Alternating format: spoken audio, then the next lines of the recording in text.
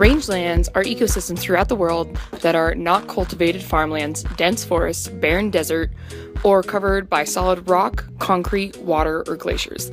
They also support livestock, a wide variety of wildlife, and vegetation. Rangelands that are well maintained can provide ecosystem services that can be as small as neighbors that benefit from an open viewscape to vast populations benefiting from clean water to worldwide benefits of clean air and carbon sequestration.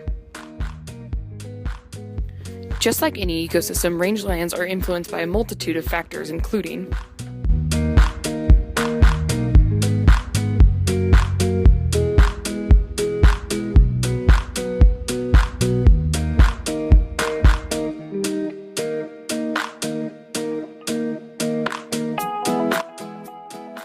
climate and weather patterns include location, temperature, and precipitation.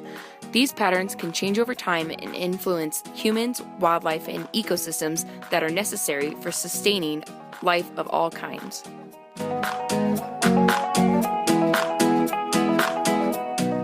Well, climate is an overarching long-term patterns of weather, and weather is the short day-to-day patterns. Now that we have the basic understandings about rangeland ecosystems and climate, we can now start to see how these two interact. The changes in temperature and precipitation have obvious consequences for vegetation. Most vegetation responds directly to CO2, and CO2 is a major driver of climate change. Initially, photosynthesis will increase because there's more carbon dioxide in the atmosphere, but eventually that will plateau and plants won't be able to use that extra carbon dioxide in the atmosphere.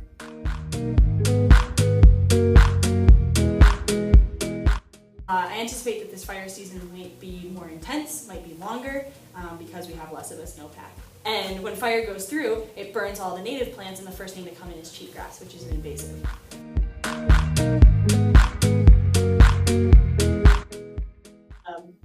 Potatoes are shipped all over the U.S. Potatoes that I eat in Michigan they all say Idaho potatoes on them. So we are fairly certain that climate change is already underway and having impacts on the ecology, sustainability, and utility of rangelands. Our challenge today is to understand how Earth's changing climate is influencing the outcome of our management practices in rangeland ecosystems.